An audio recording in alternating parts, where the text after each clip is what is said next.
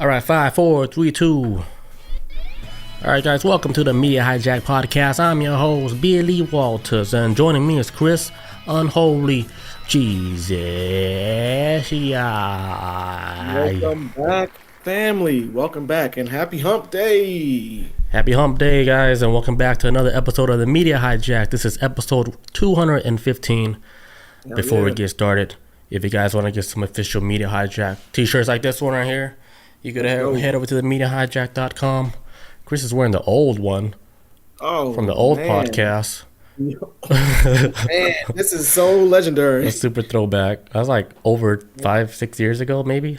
All right, even with the Twitch. Come on. Come on. Head over to the MediaHijack.com. Grab me some official t-shirts. Also, if you guys want to catch the replay for the live Twitch video, you can head over to our YouTube channel.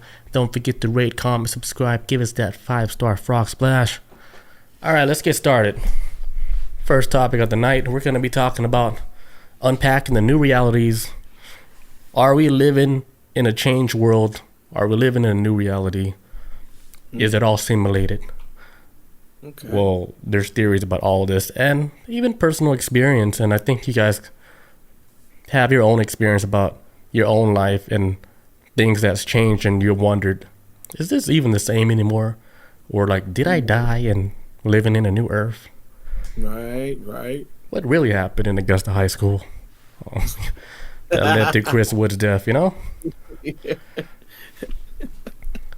But before we get started, like, speaking of new reality, you remember how a few months ago the Jersey drones was everywhere in the news? Man, yeah, I remember that. Now it's completely gone. Yeah. New news is taking over. Maybe it's because the world moves fast, or maybe something insidious. I don't know. But I didn't notice that the world just stopped. The story started as fast as it ended, so it's... Yeah. Like a little too quick. Like it's done. Right. Like, are we loading up for another something else that's really big that's gonna happen? Man, I don't know. I have been hearing stories about, but it's not anything close. But I heard a story recently about a meteor that's supposed to be coming near Earth in 2032. Supposed to, we get these all the time. I don't know if you heard about it. It starts with a B, Bullabah, but something. But that's only like really crazy shit I heard about as far as like weird. But that wasn't really a distraction. I was in and out the news, but. You know. Yeah, I don't even think we're gonna be old enough to feel it. We will just do it at the end. What'd you say, 2032?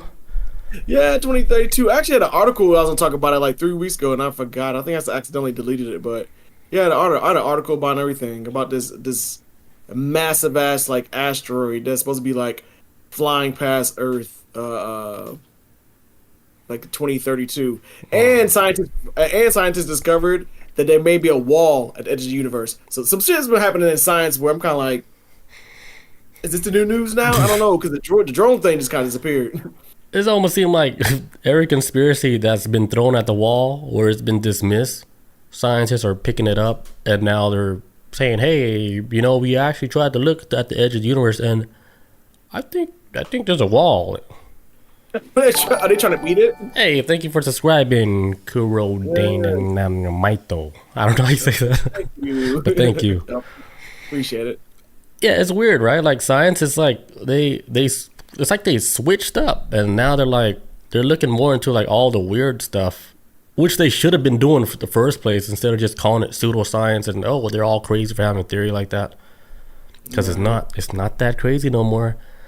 Because remember we had that one episode about the telepathy tapes where the non-verbal children, autistic, were able to speak to each other telepathically. Right. That's legit, dude. I believe that shit 100%. And for the meantime, science is going to be like, we're going to just pretend it ain't real until it is real. Yeah, that's not real science. Actually, no, I think that is real science, and like because I mean throughout history, science has always been kind of like this little, especially back in the day, it was like this prestigious thing, and and you discovered gravity, you a liar. Like it's always had to be science always has to get pushed forward by somebody from the outside. It never moved forward just by Yeah, moved forward I guess. like, with the community, but you know what I'm saying? Like it just takes an outsider kind of like, hey guys, it's more than just. Right. I think it really has always been like that, but like saying that's real science, I don't think that's like real science. Real science, you have to actually test it. Even if you maybe if you can't find the answer or whatever, it doesn't mean it doesn't exist, you know? It's like saying, "Oh, I've been trying to study about ghosts and I can't prove it actually exists," but they had experiences where of course they can't like, "Okay, let me show you a ghost on Tuesday. I'm going to show you." And then the ghosts never show up like, "Oh shit." So like to science, like you can't say that's real, but like science period, like as long as you're testing that shit for yourself, like you're doing the work of science. But you gotta leave that door open, especially if paranormal stuff does happen. You cannot just close that door. Yeah. As far as like, yeah, that's right. As far as like science itself and having to do test theories and stuff, yeah, that's all a part of science for sure. That's like the foundation of science.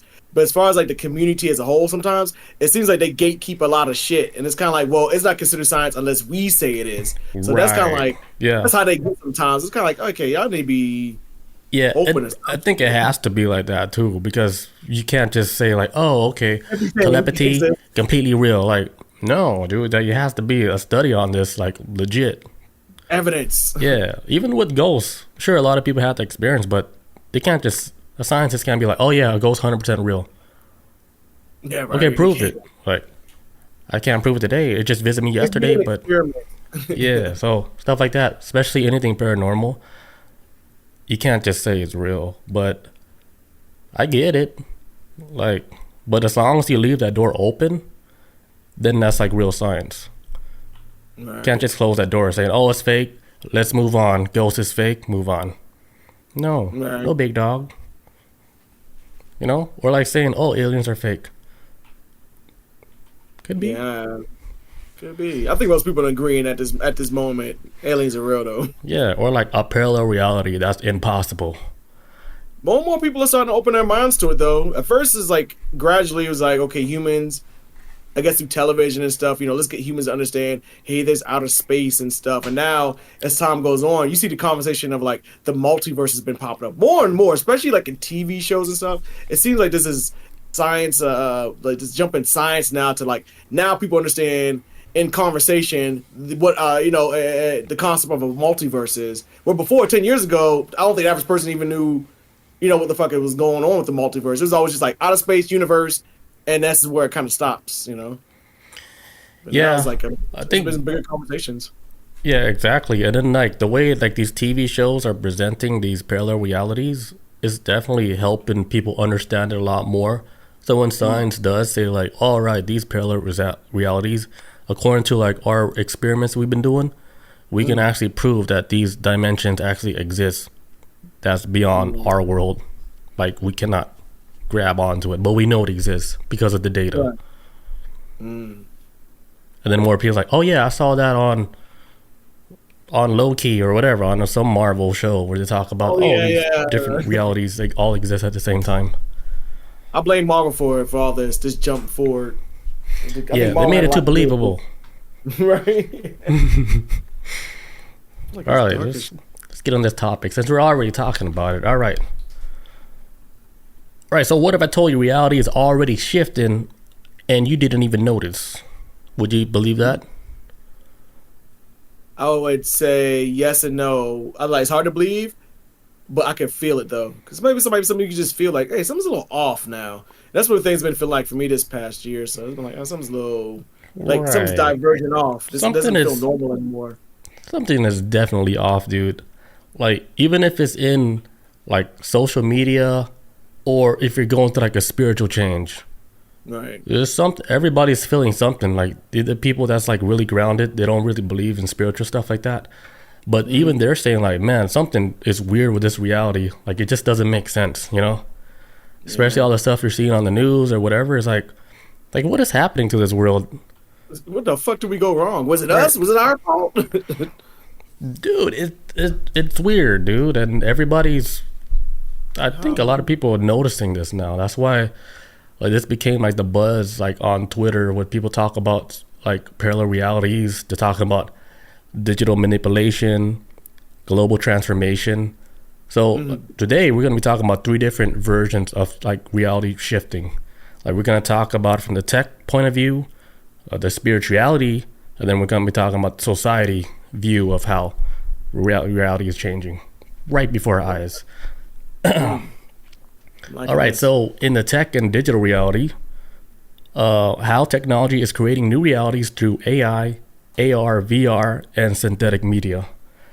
One example, deepfakes came on the internet like when, like 5, 6, 7 years ago, and that kind of like already set the tone to all the way till today. We're like, holy shit! If they're capable of putting a celebrity face on somebody else's body in a live video, what are they capable in the future? Right. Well, dude, and you know, back then you could tell like it's fake, but you're like, holy shit, they actually put that face on that other person performing these lewd acts and shit. Yeah, that was the first time I heard about deep fakes, was through this like advertisements on like Pornhub or something. And they were like, oh, you can put a celebrity's face on this porn star's body. I'm like, really? I mean, not that I've been into it, but I thought that was interesting that you can now do this, and if this was like a legal issue. Yeah, like, that was the first thing. Yeah. The first thing was like, is this even legal to do? Like, who could get sued for this shit? Yeah, right? Yeah, because they would, for example, they would put Chris Unholy's face on like a male performer. Hell yeah. By the name of, I don't know, Daddy Longstroke. What is your porn name? I forgot your porn name. Oh, Aaron Stuffwell. Aaron Stuffwell, yeah. Yeah, they can put you on Aaron Stuffwell's body, and then they're like, what the hell, Chris? I saw you in a porno. I'm like, that wasn't me. That was Lexington Steele. Yeah, and that was like back then, and now you fast forward to today. They're doing it so easily now with artificial intelligence help, and anybody in their mom's basement can run these deep fakes. Yeah, the deep fake, because at first it started off with the first time I ever seen it was when it was being advertised in porn. But then the first time I actually really ever saw it in action was when Russia some years ago released a video of like the president of the Ukraine. It was a deep fake of him surrendering to Russia, and they started playing it all over the news over there.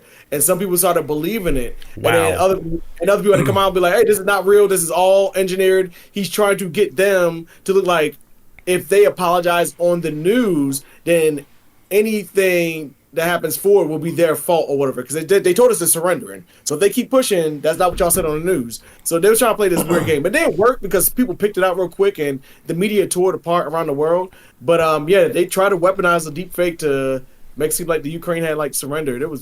That's when I was like, oh shit. Now we're hitting like a serious era with this. It ain't fun no more. This is people's lives on the line now. And yeah, that's crazy, dude.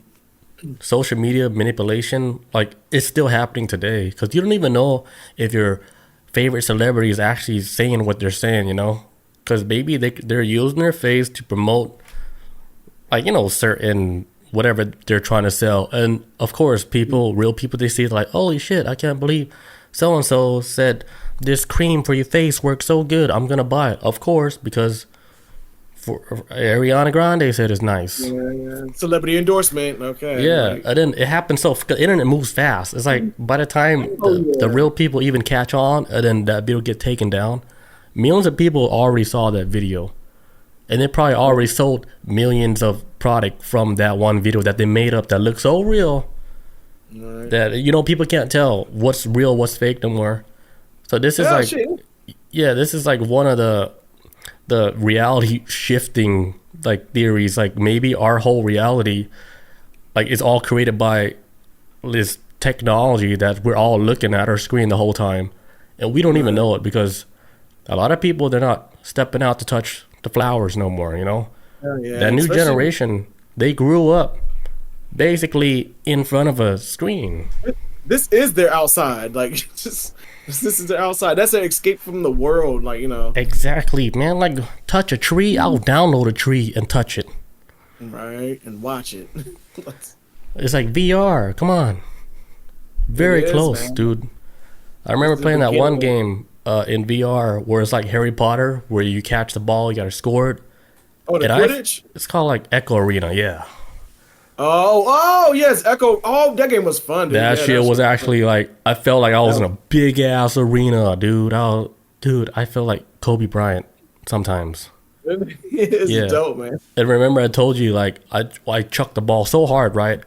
And I smashed my knuckle into the wall, right?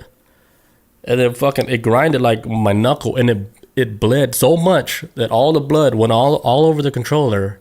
But I was like, I'm about to get MVP for this match. I'm still playing, dude. I bled for this. Yeah, dude. I should have took a picture because I was like, no one's gonna believe this. But even after busting my knuckle, I kept playing.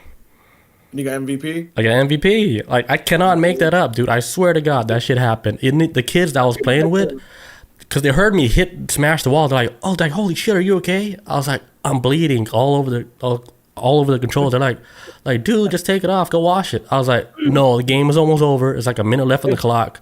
I was like, "I'm gonna get this last score. I'm gonna get MVP, and then I'm gonna tell the story forever." That was like my my sports moment. And it felt good. I was like, damn, did Kobe Bryant feel like this all the time? You know, the winning game shot.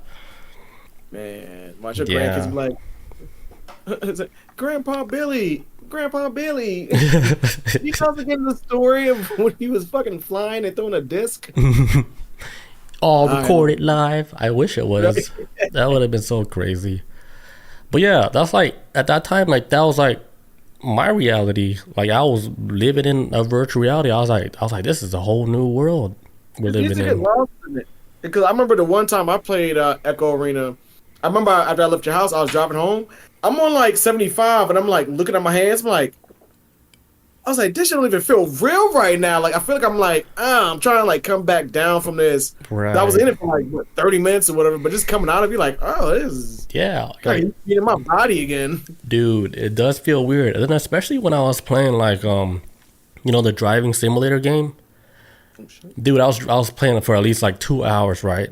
Playing the driving simulators and stuff. Dude, when I got in my car to go to the grocery store, I almost whipped my steering wheel. I was like, whoa, that was close. I still thought I was in the game. Because I was going to whip that shit, dude. And then I was like, whoa, that would have been dangerous.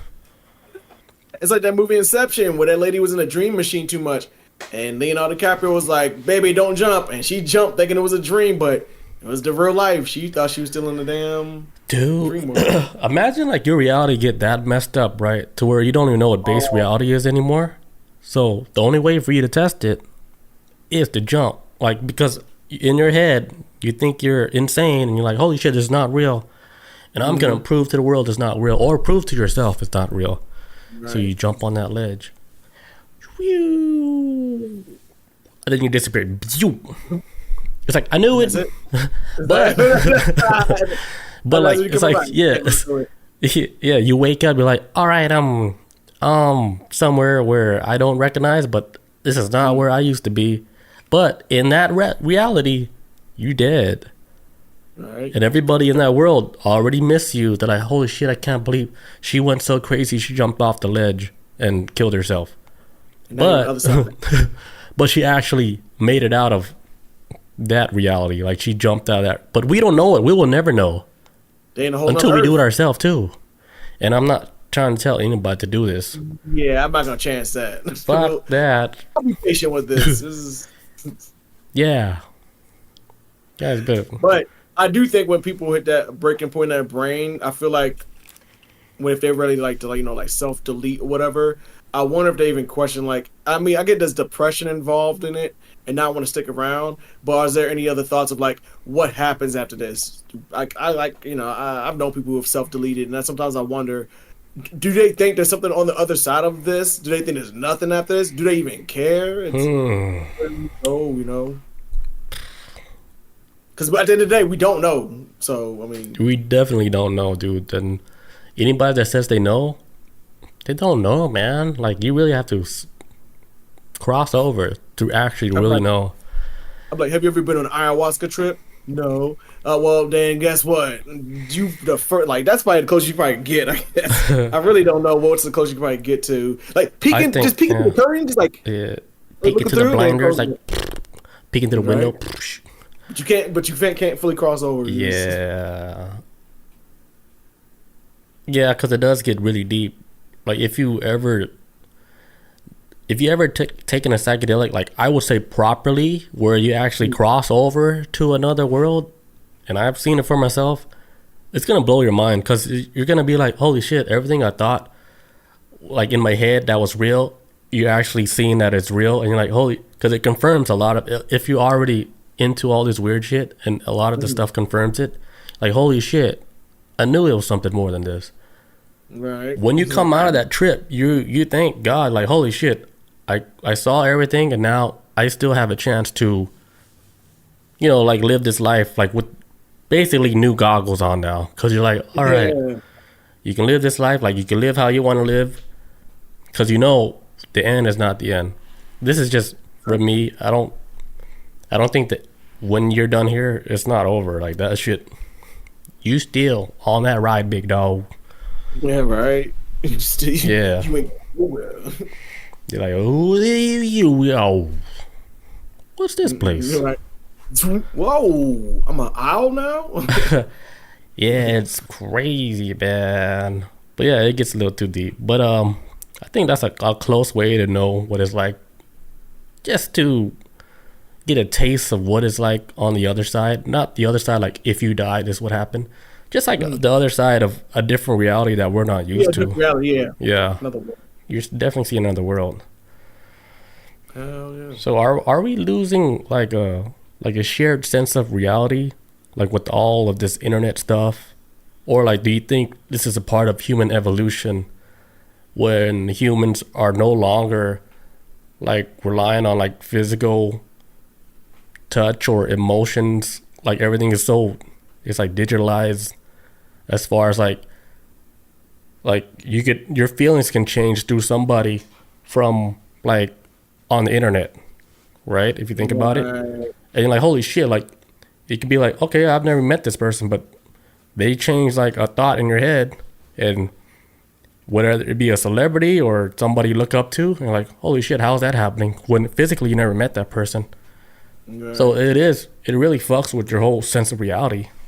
Yeah, it's taken. I remember at one time, and anybody that's a millennial remembers this at one time, that at the rise of things like internet dating, that was like, at least for older generations, like, if I was talking to a girl or whatever, and I've seen other people like this as well too, where they talking to somebody off of, like, you know, Tinder or any kind of dating website you could think of out there, Plenty of Fish or whatever, you know, everyone felt uncomfortable saying that they met their significant other or person they talked to. They felt kind of weird at one point trying to tell their parents that at one time. Because it was, at one time, it was always like, it wasn't really, I'm not going to say frowned upon. It was a little frowned upon at the same time. It was like, wasn't an acceptable thing to meet somebody online like 10, 15 years ago. But now it's 2020 something, and now it's more because it's kind of like more of a modern thing in life where, like, yeah, I mean, we met each other online, da-da-da. So I feel like even though we've lost touch with a physical connection as one-on-one, I think all it is, our communication has changed, though, on how we approach each other. It's made people more bolder. It also feel like the internet has made people a lot more stupider in a lot of ways. It's helped a lot of people become more empathetic with a lot of situations. So there's a lot of good and bad that's come with this technology. The downside to this is, like, what happens if we lose this shit? That's the most ultimate downside to me, is like, if we lose it, how are we going to live off this land? Like, don't nobody know how to do this shit, and we don't have a YouTube to teach us. So so that's the downside to it. But I think technology as a whole is like, I think it's great. It's a part of evolution. This just all depends on how we use it and how it can be used. I agree. Yeah, I really do think, like, even though we're seeing, like, a lot of the bad sides and a lot of the good sides, I do believe that this is a part of our own human evolution, if you think about it. Because, like, things are happening at a more faster rate, right? Like, let's say in the old days, you'll probably never even meet like the one, right? Because you only dated like locally, Yeah, right? Like you never- only saw like what's in the batch locally, but you never broadened like your horizon as far as like other people in different countries or whatever. Like you'll never know. But now, Right. with the help of like the internet, like there's people meeting people across the whole nation or across the earth and shit, and they're finding more people that's more, I guess, compatible or whatever it is. Like you're finding like the ultimate whatever. If your soulmate is like 1,000 miles away, or it could be like 3 miles away, but it gives you that option to To find someone. expand like your view to find somebody like you want, because there's definitely a lot of people for you. It's not just one person. Yeah, and I mean, and some people traveling's hard too. Traveling's hard and expensive, and so it's like it covers a lot of distance. I mean, technology like shit. Before like me and my fiance started living with each other, we were apart from each other for like a year and some change, and our relationship was through FaceTimes and Facebook messengers and telephone calls at the end of the day. So it helped close the gap of my dearest Melissa, how are you today? And then send it off to the pigeon, and I hear back from her 6 months later. So it's a huge benefit. Like I always thought, like FaceTime was a godsend, bro. Yeah, Oh, man. definitely. And shit, just like 10 years ago or 15 years ago, that shit was, it was so foreign. Like if you're able to talk to somebody through video, it was like magic, basically. Right. And dude, that shit is like magic. No, shit, I thought cell phones was magic when I was a kid. Fuck FaceTime. I wasn't even thinking about FaceTime when I was like cell phones, Zach Morris, all that stuff. I was kind of like, okay, I was hip to that. When they came out FaceTime, I was like, what? This is like some Total Recall, Demolition Man future. We can see each other through the damn phone. It's such a Yeah, I remember the first time like I saw like that idea was on it's like a Simpsons episode where the Simpsons, they showed an episode when they're in the future. So like Bart, Lisa, Homer, they're all older now. Yeah. And then like Lisa was talking to like Bart through like FaceTime. But this is before iPhone and everything. right. And they made it look so fucking cool. I was like, damn, I was like, that's the future. We're gonna be able to talk to each other like on the phone, but you can see their face on the screen. Right. And then like I remember that one. Yeah. Yes. So, yeah, it's when Bart was Lisa became like the president or some president. shit. And Bart was some kind of like divorced man living with the family again or some shit. He was like a bum. Yeah, it's like he was bummed out. Yeah. Yeah. Yeah. But what are we talking about? The multiverse. Yeah, man. Are you? Would you consider yourself a believer of the multiverse? Like as far as like, I believe it. Here's what I believe, dude. Because weird shit happened to me all the time.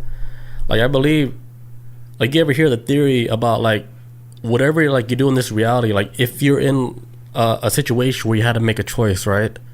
right. Like you think like if you made one choice, like that's the only timeline you go to, or there's a timeline where you make both choices and then your other person get to see what happens, and then that's still happening. But somewhere else. Yeah, like it's split, but the reality is still happening because you made that other choice. Yes, that was like when I first really like, because comic books really got me into like the multiverse, because it's always been like a concept of like DC comics and Marvel comics since like the 60s. So it's been around, so it's something I kind of picked up on as a kid. But as I got older and I started reading stuff on the internet about the multiverse, I think I was described as like, okay, for every choice you make, there's a splintered off reality of where you didn't make that choice. So for example, you wake up one morning and you're like, hey, I want to have eggs for breakfast, and it could be like a tiny minor detail, like say you have eggs for breakfast, but you decide to make scrambled. But say there's a part of your mind that you actually thought about making fried eggs or something, and so in one reality where you make the choice, you make a fried egg. Sometimes you like another reality. Sometimes like, hey, you wake up for breakfast, I'm hungry. Should I make eggs or I'll eat a Pop-Tart? So something completely drastic from what an egg would be. But all you have choices. Every choice you make, it kind of splinters off into an alternate reality. Every choice you make, and that's how the theory of the multiverse kind of formed. Where these ideas, our consciousness, that these ideas we have, they have to exist somewhere else outside of this. It has to, and right? maybe yeah. It's like and energy. a lot of times, like Yeah. there's times in my life where some things happen and I have to make a choice, but I feel like a fucking Telltale's game. I'm like, yo, go left, go right. I'm like, what do I do? Yeah, because I feel like there's like a branch off point where when you play some of these games that give you choices, you know you have little choices here and there, but there's always that big choice, that one choice that might get somebody killed. This is like sometimes it'll be like, okay, I gotta make this choice, and it feels like sometimes when I make these choices, I'm like, this is like a lot of weight on me. This is a huge decision for me. What would have been the opposite of this? Does this, right? I think this is where deja vu comes in. Yes. To where, like, let's say you didn't make that choice, right? But you're coming to that cross point where that same thing happens, but then you saw yourself in a different reality making that choice, and then when you get deja vu, it's like you kind of like go in and out of like reality, and you kind of see, or you saw what happened. Okay. So maybe that could be like one of the theories for the deja vu. Like, why do you get deja vu? Like, oh, I've been here before. Like, have you, or did another part of you experience that, and then it was so strong to where you kind of felt that same experience? Because how else would you explain like deja vu unless you're like, what, like you're like somebody could see in the future? Yeah, I always felt like that was like originally that's what I thought it was, but then over time I was thinking like, well, what if deja vu? Because if we all, I learned this from once again comic books, like Earth, like no matter how many Earths exist out there, they all live on top of each other like a stack. Yeah. And there's sometimes where things cross over, like certain things cross over, like. Like we talk about sometimes seeing ghosts sometimes because we're all occupying the same space on a different frequency. That how sometimes in these frequencies, maybe like these intuitions, like how they say women have really good intuition. What if they connected to themselves across realities? Deja vu is another one because you kind of connect in where it's happening at the same time to another you in another reality, but you're going the opposite direction of what the other one's making a choice of. Right. So I always hear like stuff like that. Of like it's like because I always hear like the multiverse is always straight up tied to frequency first and foremost. It's like just frequencies of different realities, like. And I'm about to talk about that, like in one of the third segments for tonight. Nice. Which is all that whole vibration, frequency. Like if you're like vibrating at a certain frequency, you will see things different from your friends or whatever. Like you just see different. Like you could be driving on the same street, right? But everybody's having a whole different experience. Right, you looking out the one window, everybody's looking out the other three windows. Yeah, because there's sometimes like when we do stuff, right, and I'm having so much fun in my head, I'm always thinking, are they having the same fun I'm having? Yeah, I always think that all the time because I was like, this is so fun, I don't want it to stop. And in my head, I'm thinking, do they want it to stop? Are they having fun too? Are they ready to go? Yeah, I was like, are you guys trying to leave now? Like, like I always think about that, and I was like, We're definitely seeing things differently. Like our reality, all individually, we're seeing things differently. Yeah, perception. Yeah, but then there's like this other theory that it kind of boggles my mind a little because I think about it sometimes, even though I shouldn't. But they had this theory to where they said only you exist and everybody's a character in your game, and you're just one person. Like you're your own main character. That's it. Everybody's playing their role. Thought about that a lot too, man. I feel like that since I was a kid because my life always felt like a TV show at times. I always felt like it was kind of scripted in a way. I'm like, this feels very TV like. And I grew up like I had three parents. I had a mom, a dad, and television. Like I grew up watching TV. That was like I was a latchkey kid. My parents never got babysitters, and I only had like one older sister who's like she's only 9 months older than me, so she's the same age as me basically. So we never had babysitters. It was just the three of us and. My parents would go to work, do their job, and we would just watch TV all the time. And so I would watch TV, and I'm like, there's times I'm like, oh my God, why does my life feel like a damn television show from a sitcom in the 90s at times or something? And I'm like, is this really? That's why I fell in love with a movie like Truman Show. That was the first movie I was kind of like, oh, there's a term for this now. We could call it the Truman Show because I didn't know what I was feeling before. So, but it do feel like that. I feel like a damn series. It could be, man. Then I'm like looking in the corners like, are your cameras anywhere, Like, there's like a nail in the ceiling. I was like, is that really a nail or is that a camera? A nail blinking. I was like, it's just a nail. And I started doing hula hoop and shit. No one's watching. All right, I gotta take a quick bathroom break. We'll come back. We're gonna be talking about the spiritual and metaphysical realities. Yes. All right, be right back. All right, so the next section of this whole new reality world we're living in, we're going to be talking about the spiritual and metaphysical realities. So the idea of new realities as a shift in consciousness or vibration planes. For one example, like you ever hear people talk about like the earth splitting into a higher and lower frequency, or that humanity is awakening to a new earth because they're more awakened or they're operating on a higher vibration than other people.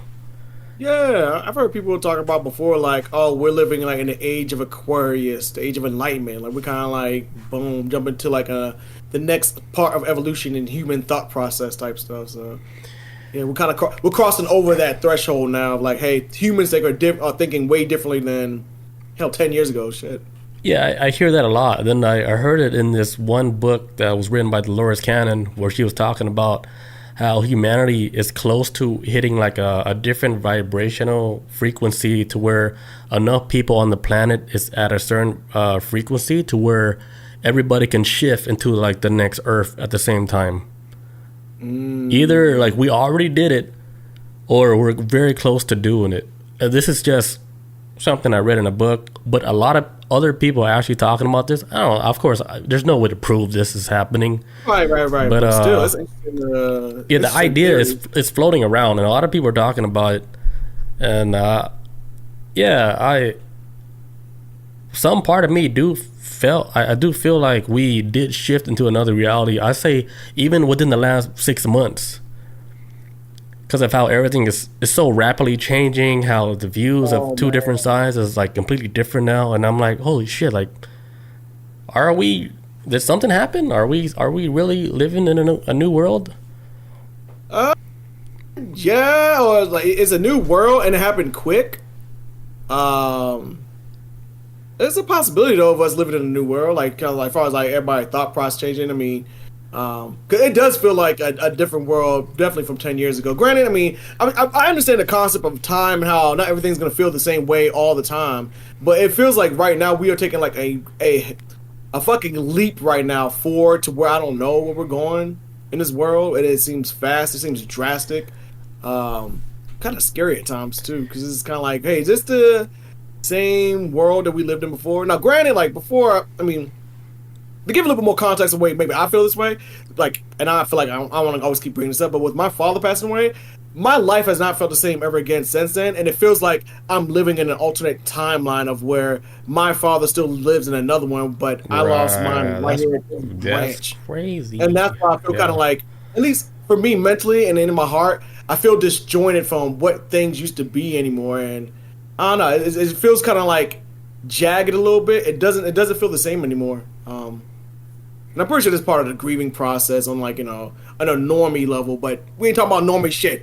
We are talking about crazy like, sci-fi shit, and I feel like I live in an alternate timeline. Right. So like a part of you still feels like your dad in another reality, like you guys are still hanging out or like, doing what you guys do. You'll still hear. He's gonna see my. He's gonna get married. Yeah, that's deep, dude.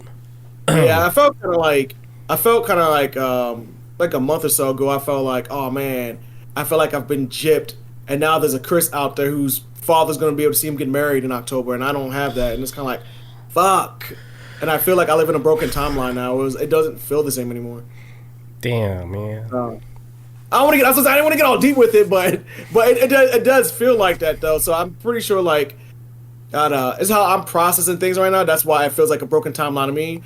But also too, the world's lost its fucking mind, and also too, but I'm saying like overall though, I can see overall like. Why the world in of itself though, it does feel janky for a lot of people. It feels like it's I don't know, maybe it's like it's slamming the brakes for some, it's speeding up too fast for others, but it seems like there is a change in something right now.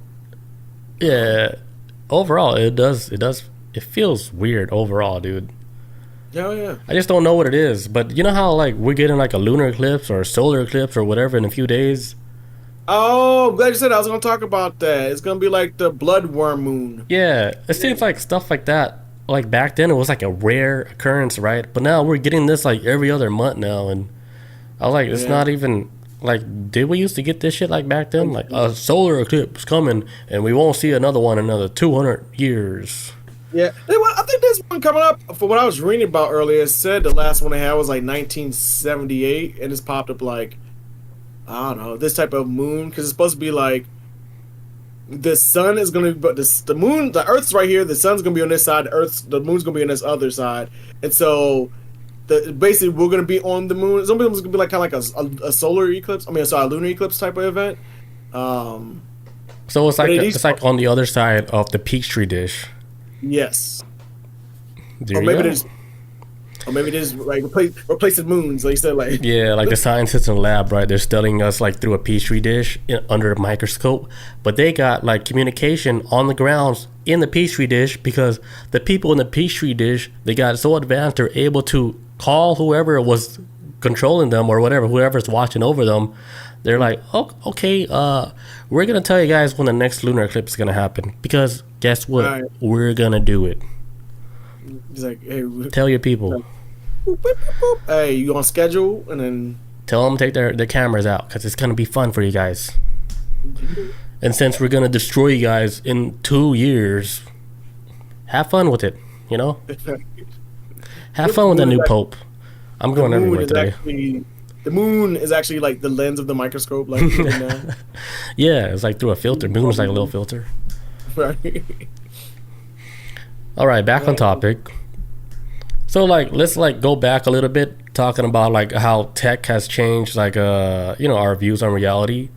Like remember we talked before in a few episodes back where I was saying how if me and you were to look at the same video on the internet, right? If we look at the comment section, me and you will see different comments. Yeah. According to like what the internet wants you to see, like they target certain comments that would likely you would like or certain comments that you would like, but it's the same video.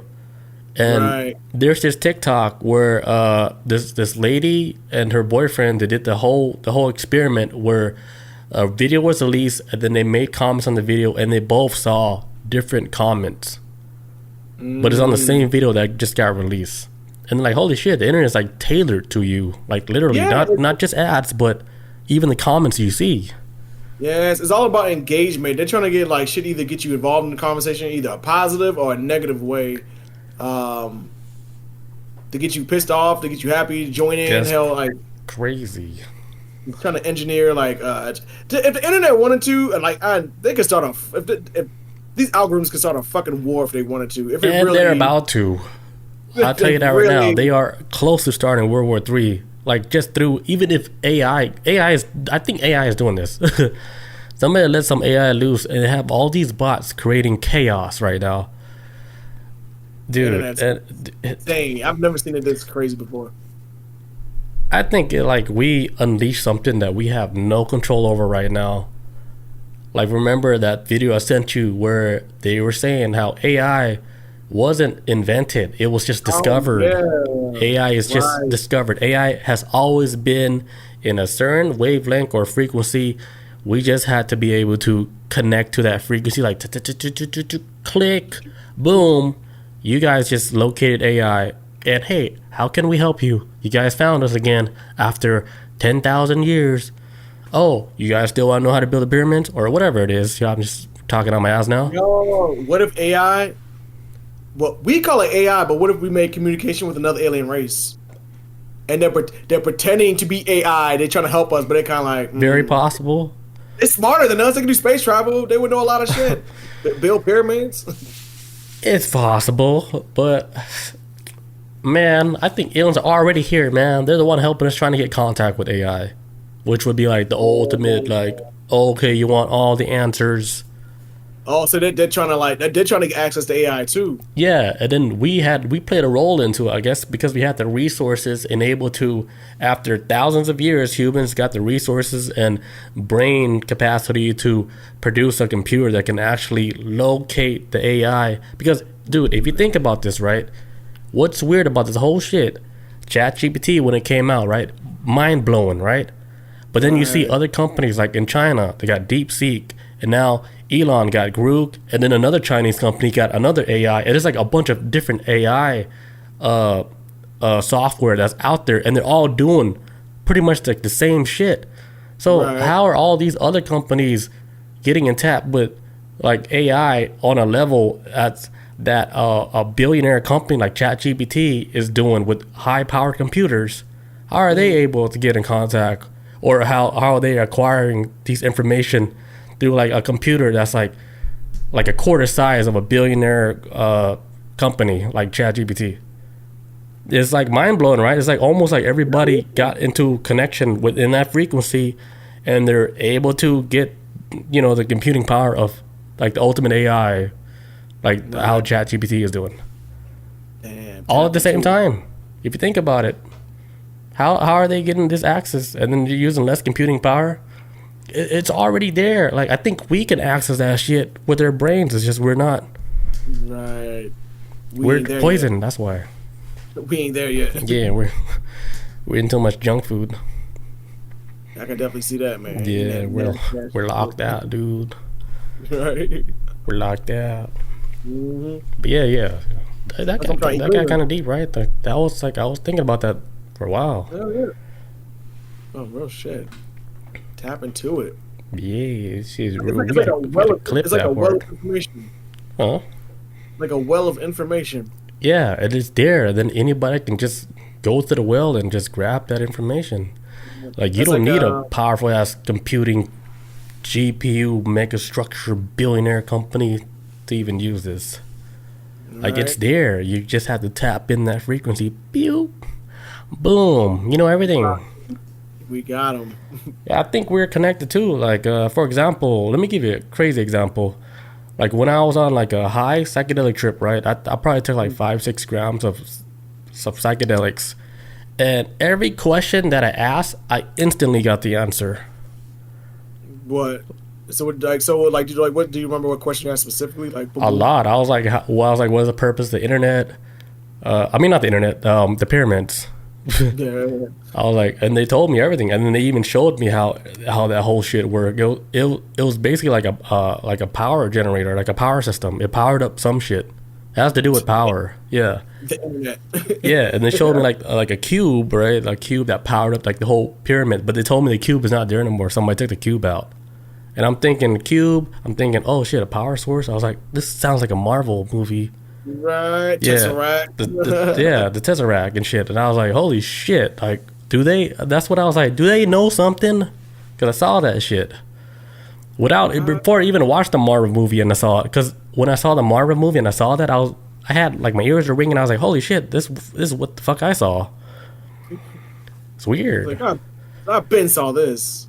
Yeah, I asked a lot of other questions too, and more like personal stuff. And they're like, blah blah blah. This is it. This is that. Blah blah blah. This is why. This is this. I was like, damn, all that shit makes sense. It was like ChatGPT in my head, but it was more real. Like, it felt like it knew me and everything. All right, so examples of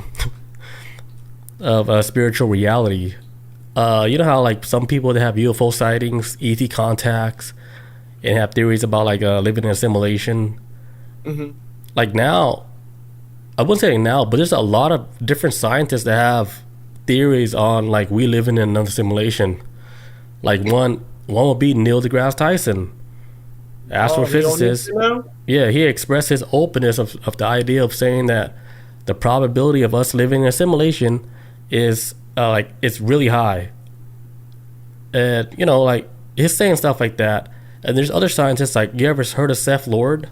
Oh, yes. Yeah, a quantum physicist who has explored the idea that the universe itself functions like a massive quantum computer, which aligns with the simulation-like interpretations of this reality. Seth Lloyd, Nick Bostrom, a philosopher, he in 2003 said that like we really might be living in a simulation. He has like other theories about all of this, but like those are like three, I guess, scientists like people publicly know about, and they all have this, like they all have ideas and theories about this, because you cannot rule that out, because as soon as you rule that out, that you pretty much rip yourself off of actually knowing the truth. I'll just leave that door open. Even like, who cares if it's not real, right? Surprised that Neil's gonna get into the whole multiverse thing. I thought he was gonna. He was swinging around to it because he's like, Because maybe something switched in his reality to make him question, like, damn, like, dude, could we be living in a different reality? Because he probably went through some shit too, to where he was like, shit, I don't even know no more. Exactly. I'm gonna just say like, hey, this is possible. I'm not gonna just say it's not real, because I think he probably experienced something to where he cannot explain himself. You know, because dude, we're only human. There's so much to where we can grasp a concept of something to where we can apply it to like science, to where we can prove that it's real. Because if the science is not caught up to like these concepts of realities that doesn't even exist, like you cannot prove nothing. For real. You can't like at all. You can't prove shit. You just so going forward then. So like, because it seems like, because we talked about before with science, it seems like now science is starting to catch up to like, hey, you know what? This out of left field supernatural stuff is starting to become a reality. Maybe they're like, it seemed like at one time with somebody like Neil deGrasse Tyson was kind of like very shutting the doors on some ideas and stuff like that. But now it's like, but it seems like the science community as a whole is kind of like, okay, let anything's possible, so we can't discredit anything. So, I mean, well, that's good though. I mean, that's what he's getting behind, I guess. Yeah, and I think like more scientists that's in that field where they're studying all this stuff, they should always leave that idea open, even though, or any idea open, because you gotta be like an open skeptic. Is that how you say it? You can't just be like somebody who's skeptical but close all the doors. That means you're not doing nothing for nobody. Right, keep your mind open. Yeah, it always keep it open, because something's gonna prove you wrong all the time. That's why you get like these weird stories where these neuroscientists, right? They don't believe like in telepathy, right? But then they study a case with a child with autism who's nonverbal, and they're able to do telepathy to where it showed that neuroscientists like, holy shit, it really broke his reality, because they proved a lot of shit to where in science it's like impossible for you to do something like that, like mind-to-mind communication. That's not like in writing, that's not like that's not like a thing, right? Is it? I don't think so. Yeah, it's not like a physical fact, like, hey, it's a fact you can speak to each other through telepathy. I don't know if that's a thing yet.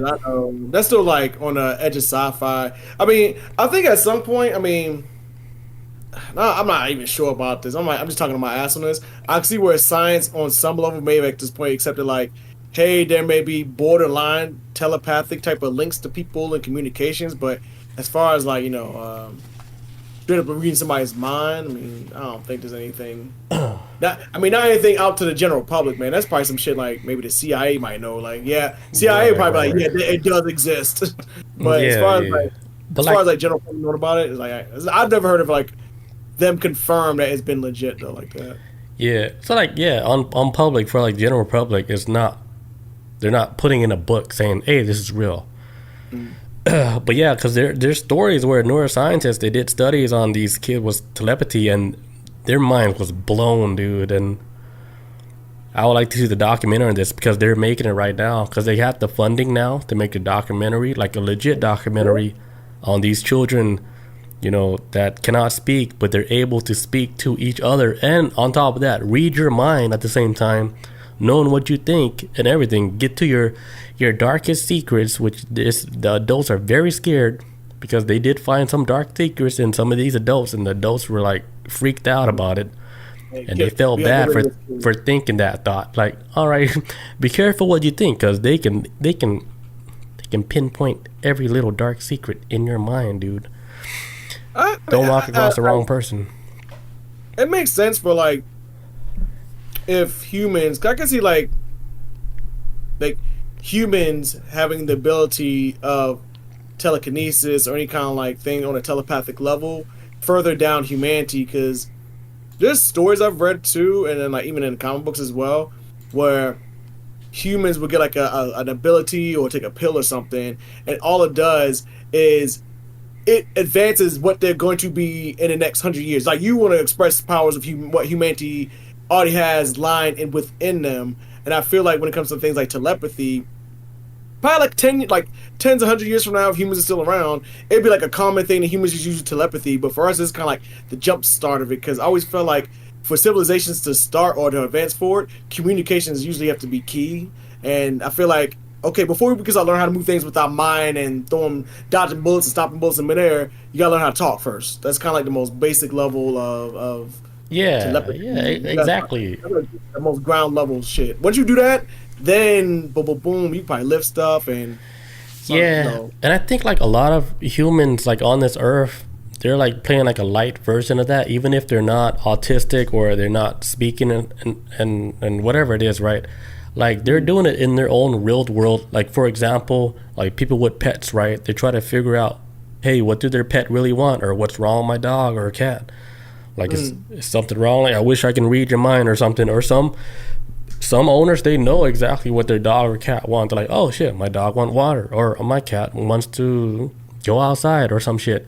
Or another example was like people with kids, right? Like when kids are like babies or infants and stuff, they're wondering like, hey, what does my infant need? And the whole time you're like going through, your brain is calculating what can my child need, because my child already ate, already took a shit, already pissed, what's my child crying about? So everything is going through your mind. Like you have your own little algorithm, like like all this is happening, what does my child need? But then it comes to the point to where like, you know, if you like relax a little bit, maybe you can feel what your child is actually asking for. And then there's stories about where people connecting on their children on this different level, like when your kid is like an infant and you're like, holy shit, like as a mom or as a father, I felt like my child was having a breathing problem or something, to where I was like, I knew there was something. I was like, something in my head told me like, hey, breathing problem, check your kid out, something's happening. Right. And then they end up saving their kid's life because like they connected weirdly, like through some type of different vibration. Because if you're thinking about something for so long, right, you're thinking about something, you're gonna hook that shit, dude, like a fishing pole. You're thinking about like you're gonna hook it. Yeah. And I think that's what happens. Yeah. Or what if the frequency is love? There it is. That's the key. That's like the ultimate answer to all of it. Yeah. You like, people vibe differently when you love someone. Like not like so much like finish each other's sentences type shit. Actually, that's probably like the start of it. But there's a different type of symbolic relationship you can have with somebody when you love them, where y'all can give each other, like, you look across the room and you look at them at a significant other, whatever, and you guys kind of like, y'all having the same look in your eye, like, yeah, this place is fucking weird, right? Like I'm picking up on it too. Like, yeah, I feel like love a lot of times, especially if you're like, that's why I feel like women a lot of times have like a very strong symbolic relationship with their infants, especially if they've been like rubbing their bellies for like 9 months to take care of them. Their relationship is like much different because, you know, they come from them from the inside. So I always felt like a lot of times women are really more in tune with the child, understand where's my baby at? Like, oh, I know my kid's doing something wrong. It's quiet now. Not to say that men don't have it, but I feel like women, like, at least when it comes to like infants, women have a strong connection with a kid on that. Yeah, definitely. Like, yeah, with the children, it's like the mom always know like something's wrong, and then, you know, then they'll call the child like, "Hey, are you okay?" Good. Because it's embedded in like their DNA. Because if you think about it, they carry you for like 9 months, right? They're basically running on the same operating system as you, right. And that shit's connected through a Ethernet, you know, Wi-Fi cable. You guys are connected through a cable, like, boop. So when something's happening to the child, like, holy shit, let me just call him up just to make sure. Even though he could be lying, saying he's okay, let me just hear his voice, make sure he's still alive. Cool. I've been having something in the back of my head all day. Yeah. The moms know, they know everything, dude. They know everything.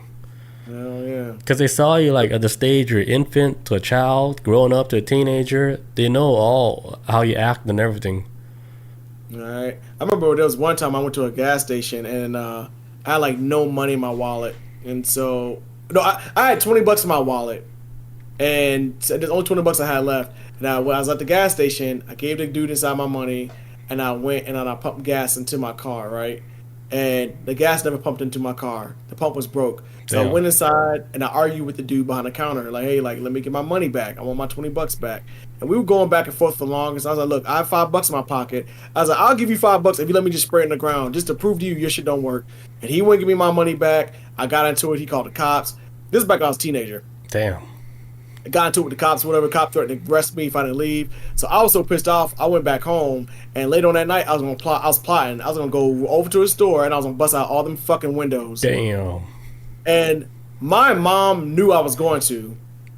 She knew it. So she called me on the way out, getting ready to go. She's like, Chris, don't do this. If you do this, you're going to fucking ruin your life. You're gonna have a record. Think about what you're about to do. And I'm like, I never told her anything, nothing. But she knew I was about to set that bitch on fire because that man took my money. You know how hard it is for $20 as a teenager? I was making money giving people rides home. I didn't make my gas money because my parents were like, you have a car now, get a job, or if not, you have to figure out how to get gas money. Dude. So my hustle was taking kids home from school and helping out people that was in my class and stuff, taking them home, and they was giving me like $5 for gas. That's when $5 got you a long way. Like I can get from one side. Yeah, money at that time was hard to come by, especially like when you're in high school with no job. I remember, the same situation. No, not the same situation. Not that extreme, but I remember like me and Travis Smith. Yeah, I say his whole name. But me and Travis, we used to hang out all the time, right? We're like, damn. I was like, I have this car, but I don't have money for gas, and I don't have money for food. And he was like, you know what we can do? I was like, what? He was like, I'm gonna sell all my clothes, cause his mom buy him all these name brand clothes. So I was like, all right, let's empty your closet. Dude, we sold he had all these jerseys and all these name brand pants. I was like, yeah. Say? Huh? Does his mom say something? I wouldn't know. I don't live there. I don't know. Yeah. I don't know what happened, but we sold all his clothes enough to get gas to go to Pizza Hut to get Pizza Hut.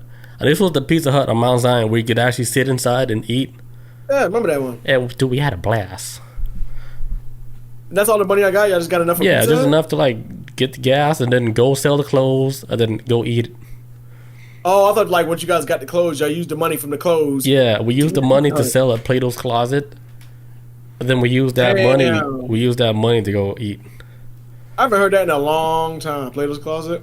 Yeah, it was rough. But as a kid, like you didn't want to stay home. As a kid, you always want to go out and stuff. And yeah, especially when you got a car.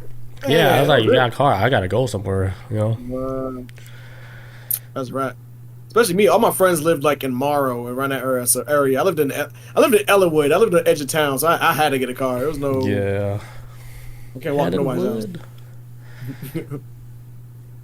All right, that's like pretty much like what I got like for this whole reality changing. So it's like it could be from like a spiritual point of view, or it could be like what's happening to everybody with the whole social media manipulation and stuff you're seeing, or like if you're in a VR game, or anything could be changing your reality, like basically. Oh, yeah. And there's also like this other shit where people are doing these spells and like they want to change the reality so bad, right? They do these spells to where they would go take a shower, right? And then they pray in the shower like, okay, I hope that when I get out of this shower, so and so is gonna be different. And then they step out the shower and then they believe that the reality is so different, right? That they're actually tapped into a certain frequency to where things change for them.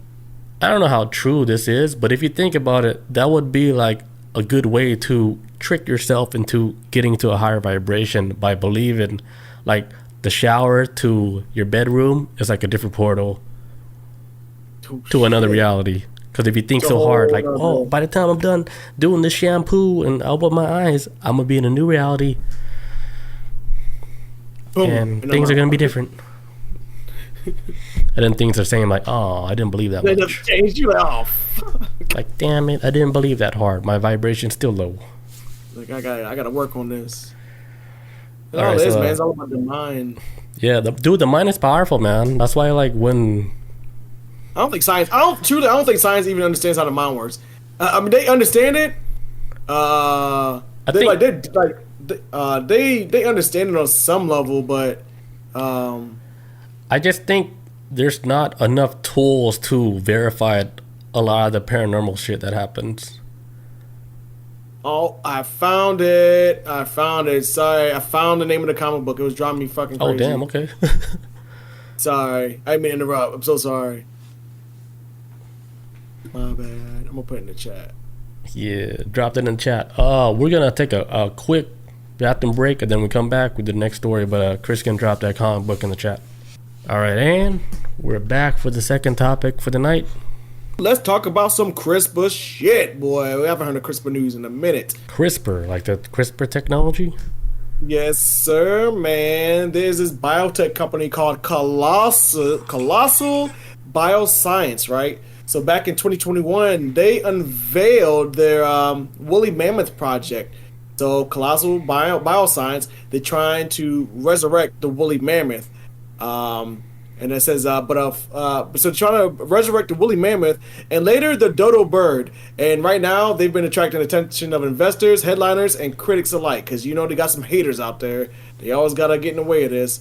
And actually, some of the haters, and I'll read what some of these haters say that's coming at, like, the scientists within the community, but not involved in this project, have some opinions about it. And it's not like they're just a bunch of haters. So I'm going to get into some of what they say a little bit later. But, says that Colossal Bioscience is actually trying to resurrect animal that was wiped out 4,000 years ago. Actually, a lot of the animals that was wiped out 4,000 years ago, that's the woolly mammoth, dodo birds, a lot of creatures that died in that era, they trying to take their DNA and put them in modern day animals and have the modern day animals actually, on an evolutionary level, adopt the same traits and abilities of what, the prehistoric animals had from back in the day.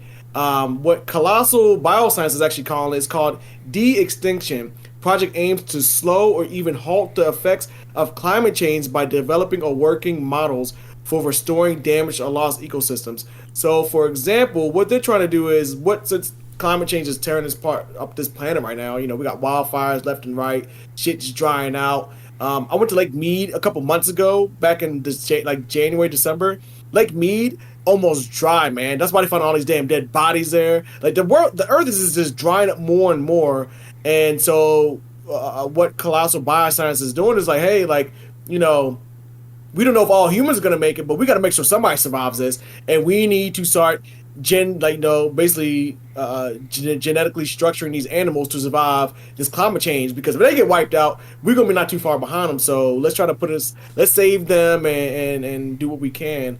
And so what they're doing is they're taking the woolly mammoth itself, the DNA. They actually found like tusk over on some other part of the world of millions of year old woolly mammoth bones, and they've been getting DNA samples from it, right? And so the woolly mammoth and the Asian elephant, their DNA is 99.6% compatible. Damn. When it comes to DNA makeup, which means they're the closest thing on Earth, animal-wise or anything-wise, that will match up to the DNA of a woolly mammoth. But in order for bioscience to actually do this, because the Asian elephant is almost extinct. They're almost completely wiped out. And so there's going to be like a lot of red tape in front of them to actually experiment on the the actual Asian elephants themselves. Right. So, and they're saying this process is supposed to take 6 years. They started back in 2021. It's now 2025. And so right now, they just started last week that they're using the DNA of the woolly mammoths that they found, the bones they found from DNA off of the bones from the tusk of woolly mammoths. They've been injecting them into mice, and the mice are now they call colossal mice. This is what the Colossal Bioscience call them, colossal mice. And these big ass mice with long ass hair. When y'all get a chance, look it up. Whoa, like holy mammoth hair? Woolly mammoth hair. These things exist now. They're called colossal mice. They just invented before I go continue, that's why a lot of these critics and scientists are saying, hey, what you see Sabo saw it too, right? Colossal mice, long ass mullets, bro, crazy. I gotta see this. You gotta send me the picture. Yeah, because so with these mice, what they're trying to do with them, because they can't, like I said, the Asian elephant is almost extinct, so they're like, hey, we're gonna start small, we're gonna start with mice, and then we'll start elevating more until whenever they allow us to operate on elephants, Asian elephants to be more specific, then we'll just tinker around with this. But so the reason why a lot of these scientists and the science community are getting kind of like pissy about it, because they're saying that, well, bioscience, you're saying this is resurrection. This isn't really resurrection. You're just adjusting the hair of this mice. Is that what you're going to do with the African elephant? Just change the hairstyle? That's not resurrecting, da-da-da. But bioscience is like, look, we're trying to do more than just that. It has to start from somewhere. We're doing hair, and we'll do other things as we go along with making these adjustments. But we're starting with hair. So the science community is trying to shit on this as quick as possible. I can see the argument. You know, I can see the argument on that. Yeah, because the whole thing with CRISPR technology is you're basically manipulating DNA. So they're trying to bring back 50 species. I didn't even know that's how many. Damn. Dude, they're trying to bring back fucking everybody. What's that dinosaur from Land Before Time or whatever? Triceratops? What? Yeah, the long neck, the baby one. Oh, Brontosaurus? Yeah, Brontosaurus. Man, that's what they're being in Flintstones. Brontosaurus burgers, bro. A triceratop. Imagine a triceratop running through the damn tribe. But dude, run through your house. Yeah, while you're hunting elk. Like, holy shit, a triceratop. King of the jungle, alpha. Like, pterodactyl. Yeah, pterodactyl fucking eating up all these drones. Right. Imagine being on a plane and a damn pterodactyl flying beside it. That'd be horrifying. Like, oh, we cannot take off right now. We got a traffic of pterodactyls in the sky. Send some drones to shoot them out, scare them off. Waiting to get clearance. Hell yeah, man. Get them out of here, man. Birds will fuck up planes, for real. That would be cool, right? That's like a whole nother reality in itself. Like bringing back over 50,000 species that's been extinct. That's like we're living in Jurassic Park right now. Jurassic Park. We're living in a simulation. We're living in like everything's existing all at once. It's like nothing even makes sense no more because if you have the technology to bring back any species that's been endangered or been eliminated a long time ago, we're definitely living in like our own reality, like simulation. Where we could make anything happen, like a genie in a bottle, dude. Right? Custom-made reality for us. Yeah, it's like because we get the answers to everything, right? And then we got the technology to back that up. Let's go. Right? Keep this train going. It says DNA of woolly mammoths have been extracted from parts of mammoth tusks, bones, teeth, and hair that scientists have spent years recovering. Ben Lamb, the company's chief executive and an emerging technology entrepreneur, said never before has humanity been able to harness the power of this technology to rebuild ecosystems, heal our earth, or preserve its future through the repopulation of extinct animals. He also said that Colossal will be able to bring back ancient extinct species and use their technology to help preserve critically endangered species that are on the verge of extinction. So that might be the reason why they might be trying to go like they're kind of maybe leaning towards Asian elephants because they're on the extinction list. They've been on there for a minute, and they feel like, look, we're gonna help somebody out first. Gotta be the Asian elephant. We gotta hook them up because basically what the company is actually trying to stand on right now too, which is why I get why they kind of want to play God a little bit with this. Because they say like we're trying to restore animals to where humankind has had a hand in their demise. Humans have caused a lot of creatures on this planet to get wiped the fuck out. Whether it's a lot of almost made whales go extinct at one time, just trying to get oil and blubber from them. So in a lot of ways that was before humans had an understanding of hey, we need to be mindful of how many things exist out there and how much resources we use. I don't think a lot of these distinctions came from humans just being strictly evil, more of just humans surviving and not realizing, hey, these animals aren't infinite. We need to be mindful of how much they breed, how much they can put out there for us to use as a resource without completely wiping them out. Because you wipe them out, we have no damn resource, and that's going to hurt us in the long run. So I respect what they're doing. It seems like they're trying to correct the miscalculations that humans did inadvertently out of survival. And wiping out woolly mammoths. Well, woolly mammoths, I think, went extinct because of humans. Honestly, if I'm not mistaken, was because of humans. We wiped them out. We used them all for like there was like the source for food, blanket, building a house. They weren't just like nobody's cutting down trees like that. It was all this use animal bones and stuff. And yeah, I think the same goes with the dodo bird because that was actually alive like not even too long ago. Man, yeah, I think that was like I remember learning about it in elementary school. It seemed like I remember in elementary school the way to describe the dodo bird. At first, I was thinking like it just died last week. Like it was, but it Yeah, was yeah, that yeah. close. It was recent in like human history, though. Damn, man, the dodo bird looked cool as fuck too. Man, that I thing say tall as bring shit. that shit back. Birds scare me. Birds are like basically dinosaurs. That's we eat dinosaurs. That's like my favorite food, chicken. There's nothing but dinosaurs. I say bring the dodo bird back first. Yeah, it did when I would love to eat that. See, we're gonna start. Just bring it back just to eat it. Let's clone them. It's like, oh shit, so this is what they Oh, taste like yes. before they got extinct. See, Save will be on it. Or the striped dog thing. I know exactly what you're talking about. Ah, that's another one that went out recently too. Next around, not too long around the dodo bird. I think after the dodo bird, it might have been the. I remember seeing a striped dog. picture of the striped dog. I don't know if it's a real picture though. Which is cool. I can't remember the name of it. It was a not Tasmanian devil. Yeah, What it the kind of hell? looked like what's that dog name? A hyena with stripes There were stripes on it. and a long body. Dang, Save will be on. He just opened up a core memory. I wouldn't even remember. I wouldn't even remember that striped dog until he said it. Oh, that's great. He's on it. You probably saw it in real life. In the zoo. I probably saw it in the zoo, but all like taxidermy, all stuffed and shit. No, real one. Not a real one, though. Not a Real live one. one. It says the company will restore animals where man. I was like I said that part. It says Colossal said a Colossal industry. Colossal, the company, said resurrecting the beast could revitalize the Arctic grasslands, which they grasslands, all right, which play a role in combating climate change by capturing and storing carbon and controlling methane in the atmosphere. And also, this dude named Professor George Church, the geneticist of Harvard University, who co-founded the bioscience company, plans to use a Nobel Prize winning, gene editing technology called CRISPR, which he pioneered. So he was a part of the whole, let's get CRISPR out there. It could do things. And so they're going forward with this, man. They are really trying to get Earth back in order. And they're going to start with the animals first, man. This is like Noah's Ark, but without a boat, if that makes sense. Like, you're trying to save every two species, but through CRISPR now? Imagine this whole shit is just a cycle, right?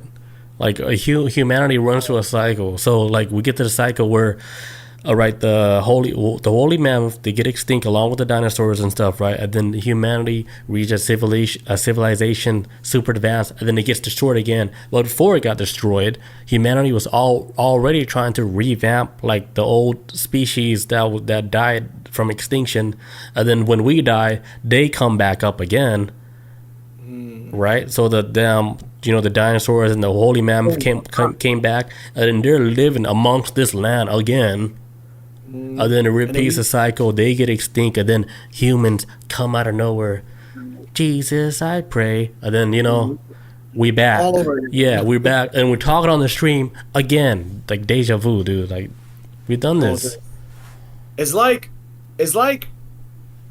getting rid of cable and then buying streaming service. It's cable all over again. It's just a different type of cable. It's the same format. We even got commercials again. Shows come on once a week on streaming. We're back on cable again. I don't know that makes sense to anyone else listening, but to me, it's like we just went to a full fucking circle with this, and that's how life is. It's like we invented something new when eventually just kind of like we're recycling through the same shit. I think the same thing is gonna happen to humanity, man. That's just Damn. all going through a cycle. We run through this shit. Stretch. Like, That is, yeah. I'm all for it. Bring it back. Bring it back to life. Come on, get that dodo bird up in here. It's like a legendary Pokemon, right? Oh, right. If they would like say if this ever reaches this point, what up, Lizzie? Oh shit! I can't breathe. You should get her some woolly mammoth hair. That little. Lizzie, say hi. Little Lizzie in that whole episode. Right. That's good. Say y'all still on? But yeah, bring the dinosaurs back. Get that dodo back up in here. Well, yeah. I got a rabbit hole story if you guys want to hear it because I came across it earlier today on Instagram. Okay. Yes. I Do it, know it man. probably might be fake, but it's so interesting that I have to talk about it. Well, let's hear it. It's one of those infamous rabbit hole stories. All right, you guys believe in mermaids? I believe in sea people. In That makes sea sense. people? Okay, that Yeah, may be I'm sure okay. they live down there. Like Yeah. aliens and space. I believe in sea people. All right, so this is this mermaid story that I heard from a young black man on Instagram. I just had to, I just had to say it. But he said he heard the story from either one of his coworkers or something, one of his friends, right? They recently got out of prison, and it's so hard for them to find work to where he had to go work on like a fishing deck to where they don't care about your background. They're like, all right, you got a criminal background, who cares? Come work Ooh, with that means us. you can work. Right. So, like he started fishing with these fishermen like for a long time, for years and stuff, and then they got like really cool to where the fisherman's like, all right, I trust this guy. Like this guy seems like legit.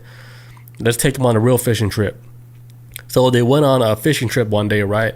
And he was like, hey, what are we looking for today? And then the fisherman, he said, we're gonna be hunting mermaids. He's like, mermaids? Like, What? it's like that's real. He's like, you'll see. Because we're tracking one down right now, and we've been tracking it down for like I guess a few weeks or now, and we're getting close to getting the location of where this mermaid's gonna be. So he was like, holy shit, this is real. He's like, oh yeah, you're gonna see. Like we're not just speaking out of our ass and shit. And then they end up catching a mermaid. This is the dude's story, right? He's like, dude, we end up catching a mermaid. And then I was like, okay, we caught the mermaid. What are we gonna do with this mermaid now? And then the fisherman said, we're gonna sell it to the elites, the rich people, because they're the only people that buys these, and they would give you so much money if you can catch a mermaid. They would pay you so much money for this mermaid, and this is why we do it. And we don't get these mermaids all the time because it's super hard to get it. That's why it's so expensive. Right. So he was like, okay, so we sell it to the elites or the rich people. Like he's like, what do they even do with the mermaids? He was like, they eat them, dude. They eat these mermaids. They have like these extravagant dinners for their rich friends, to where they're like, all right, dude, you cannot miss this dinner. We have a real mermaid that we are serving tonight. And they probably cut them up like halfway and then show like half the body and stuff while they're feeding their guests like mermaid meat. Like a pig on like the little spigot, what we call it. I guess, or maybe hanging from some shit, or who knows. This is just like me speculating, like what like to show proof that they actually caught a mermaid. Right. Because like let's say like their elite friends, like they're paying like whatever. I don't think money's like an issue at this point. Maybe they're paying with loyalty, or maybe they're paying with something you cannot buy with money. Either way, like no one's just gonna eat a mermaid in any black market. This is like a market beyond a black market. Right. If this is real, and I just saw this story on Instagram, who knows? He could be making it up. It's like a an AI story, but it's still interesting because I've heard a lot of stories about mermaids in different cultures and stuff. That's why I was like, this is not hard to believe, because I've heard many stories way before I even heard this story about mermaids being like a real thing in other cultures where people come across. Every culture has like a sea people story. I've noticed that. Maybe not specifically mermaids at times, but everybody seems to have like a sea people legend where people came out to sea, eyewitnesses, and man, through centuries. And I feel like the sea, because they have like sharks down there that's like 125, 150 years old. And I wonder, like, okay, if they have sea people down there, they probably age at a very slower rate too than humans. They probably live longer than us. So Right. I don't know. So I can see them like being around for such a long time, anyways, and humans just seeing them throughout time. Because if you got like creatures down there that exist for like 150 years off top, then how long these damn sea people live for? Shit. Because humans live longer than most animals. So I'm assuming sea people probably live longer than damn sea animals. Right. I never actually thought about that, but I think I guess the sea does make a different like effect on how your body ages, if you think about it, right? Maybe the salt. Yeah, because like the salt, the water, all that, or whatever it is. Because you see sea creatures like, for example, like whales or sharks, like they live over like 100 years, right? Hell Is yeah! that right? What? There's a shark that was tracking not too long ago, and they found out like the shark has like one eye, and they had tracked it for so long. They had saw like the moment he lost his eye, and they got into a fight with another shark, lost an eye. But this shark is massive. It's like half the size of a damn bus, maybe even a little bit bigger. And the shark they've been tracking, they're like, okay, he has another scar on the side of him, and they've studied the shark. They're like, oh, this scar is like over 100 years old. Damn. Holy shit, this shark is over a century. It's been alive since like 1825 or something Shit, crazy. he saw the whole Titanic sink. He was around when slavery was still kicking. It's like he goes far back. He saw the whole Holocaust. Right, just saw everything. Chilling in the ocean. He saw the Wright brothers build the first plane. Right. He saw the first light bulb. Right. The first condom ever built. He saw the first pyramid being placed. Not that old? No, not that old. But theory is, right, they said that the pyramids was built when Egypt was underwater.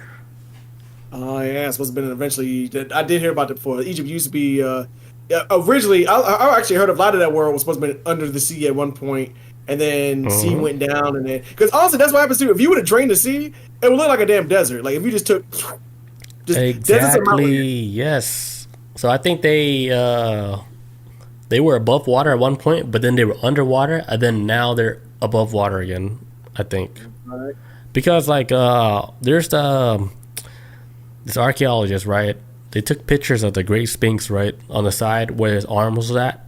They're like, look at this picture. And then they did a zoom up on the Sphinx, and then they sent this to like a water expert, right? They showed them. They didn't give him no, like, they didn't give him no information that this was a Sphinx. They just showed him a really close up image of like this piece of rock, and like they're like, hey, tell me what you see here. Because in their head, right, they already said like, okay, I think this happens like like this used to be underwater. So they sent to a water specialist, and he looked at the picture. He's like, yeah, this stone has definitely been underwater for like a very long time. And then that confirms like their curiosity about like, okay, the whole Sphinx and all the shit in Egypt used to be underwater. Like it verifies it for them because they sent it to like multiple scientists, that's the water experts, and seeing like corrosion in like stone, like, okay, yeah, right, where the lines used to be. Yeah, but they didn't say like, oh, this is Egypt. They just showed them like a really close up picture of the stone. Right. Water's strong. Water can fuck shit up, man. Give it enough time, it just wears shit out. Because it's always moving. Water's always in motion. Right, and then that's how you get like the non-biased answer to something, especially if you're like an expert at water corrosion, blah blah blah. It's like the most. How long does it take to be a water corrosion expert? Like how many schools you got to go through? How many years you got to take to learn that? Right, what's the test like? Yeah, I bet you it's a 30-minute YouTube video. Like, all right, here's how you can detect water corrosion. It's like, oh, but I went to school for 12 years to learn this. Like, bullshit. Right. No, you didn't. You probably learned it in a 30-minute lecture. Right. That's how school is crazy. I've learned that now. I learned that now going through school. I'm like, oh shit. I'm learning so much in that 15-minute video about things. It's how do we make it as far as humans? Like it's like with GPS. I'm like, damn, people travel by fucking maps. Shout out to them. MapQuest. You're right, MapQuest. But I was at the very end of it when I first started driving. Yeah, but that like before that, like our parents, they just knew every street to go. I'm like, how my dad know where my school's at? Because it was like all these weird ass roads to go to school. I'm like, what the hell? Oh, so when my family is originally from Baltimore, we drove from Baltimore down to Atlanta to make our move out there. I remember my parents pull off to the side of the road, and we'll be at rest stops or whatever, and they're looking at a map and trying to figure everything out, how to get us down there. Right. Which is crazy. I think that's the last time I ever saw somebody ever use a map, to be honest. But like, how was it with your family? Did y'all like use a map to come out here? Did y'all fly out to Georgia? Like, what was the? Well, what happened was my dad and my brother Fat Man, they drove like the car all the way from LA to Georgia, because they had all the heavy stuff like in the van and stuff. Right. And they had a map, like a literally a big ass map, dude. Like the stuff you buy at the gas station. And they just follow like the main highways and stuff. But my dad followed a map to get all the way over here to Georgia. Yeah, that's what my parents did from my parents did from Baltimore. So it's like they just stuck on like one highway because it's not really hard when you think about it. Right. It just looks like a lot. Just follow the highway. Yeah, if you just know where you're at, then boom, you can get on the highway. And because especially like they have like highways come out of Atlanta that can take you like all up the East Coast and then all the way to the damn West Coast off of one highway. So yeah, Highway 10 we could take you all the way over there.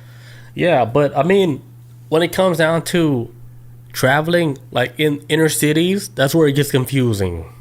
That's when it gets crazy. Yeah, that's when like, all right, your maps, it's gonna be kind of hard to get to whatever location unless you just know, because the streets is so confusing, dude. You get lost so fast. I tell people all the time, especially with like family members and stuff who are like they're just now starting to learn how to drive. As an adult now, I'll be thinking like, you know what? I think the best way to learn how to drive is on a highway.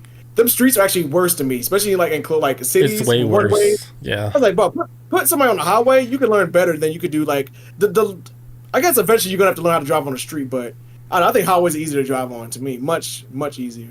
And it moves a lot faster, but it's not as complex. At least not if you're driving downtown to me. So.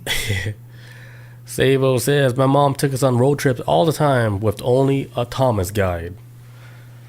Oh, with road trips. Thomas guide. I'm trying to think. What was a Thomas guide? Let me look it up. What is that? I know Savo's old. What's a Thomas guide? I'm trying to think like I know. Thomas guide, map books.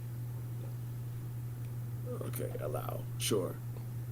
Paperback spiral. Okay, it says Thomas Guide is a series of paperback spiral-bound atlases, featuring detailed street maps of large metropolitan areas in the United States. Okay, so it's a map of like the inner city. So would this be like the same thing that taxi cab drivers use? Like they know all the roads because unless they drive it a lot. Yeah, they just know everything. Like they know from zip code, they know all the streets in every zip code. Because, like, let me give you an example of somebody that just knew every single road.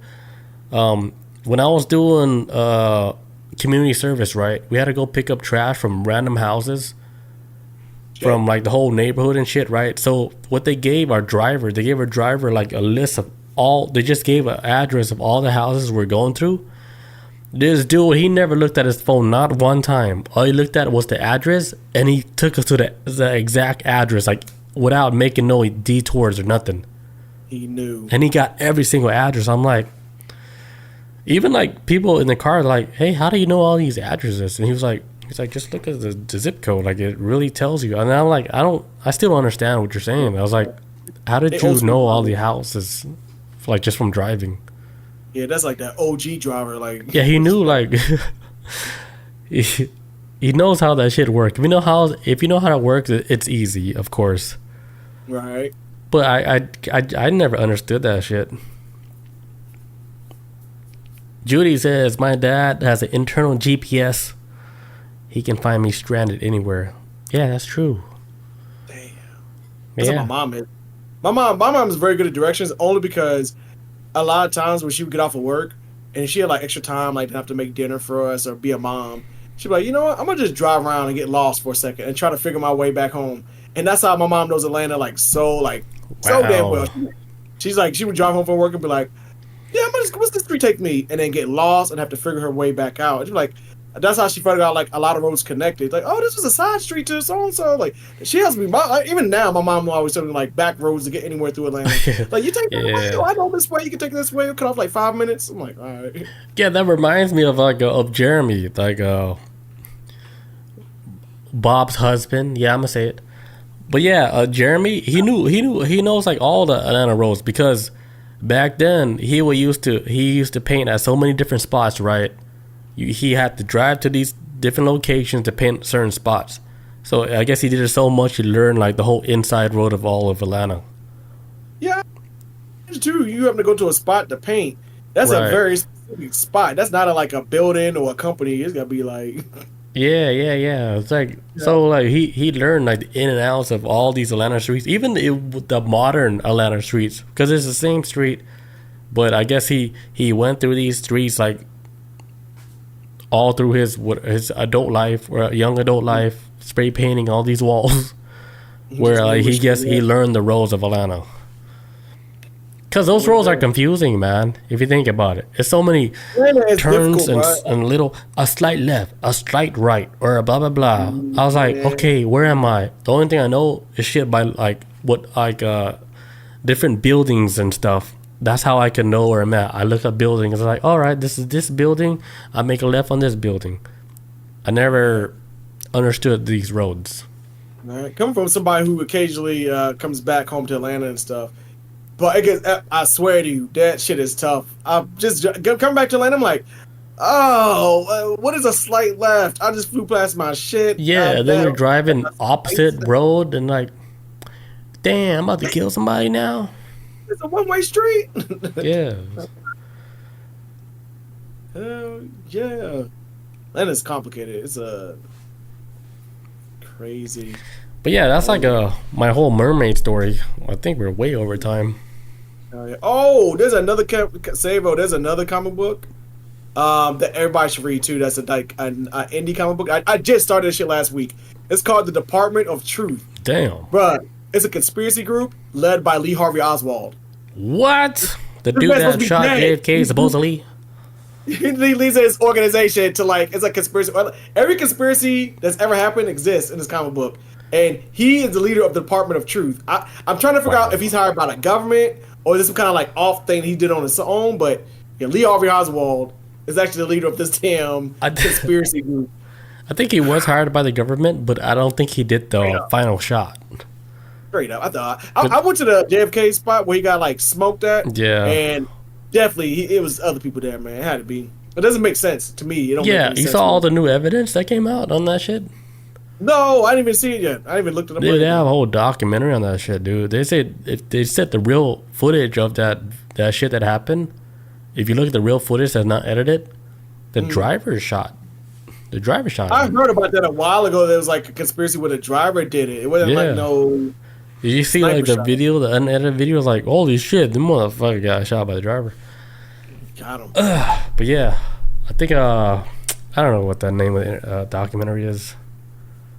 Bob knows. She told me about that. Everybody just type in JFK documentary. It'll pop up. She's like, guess who killed MLK? I'm like, Yeah, who? the government. The Next government. question. Yeah. The man. The government killed him. He's too loud. He's speaking too much real shit. We cannot have that. We cannot wake up the masses to this movement. It's like, what? He's making Yeah. people have hope? Oh, he gotta go. Yeah, we cannot have that. Okay, he's making people happy. It's like, no, you motherfuckers trying to wake people up. Nope. Put them back in place. I think that's like one of the. I'm not gonna talk about it. It's too controversial, man. Yeah, that whole shit is corrupt. All of it. All that shit, man. All that It's shit's wild. corrupt, man. They fucking played everybody like a damn fiddle, dude. Straight up, man. Like a God's damn, going over like a damn piano. They played everybody, man. every note. They are not on our side. Oh man. But yeah, that's it for my story. That's it for my stuff. All right, I think we're good for the night. Fuck yeah. We clocked in a little overtime. Yeah. All right, man. Good shit, man. Tell that episode. It was a lot of fun. Good. It was. All right, guys. Thank you guys for joining us tonight on episode 215. Catch us next week on Wednesday, 6 p.m. Eastern time. Peace out. Adios. Hell yeah. See you guys.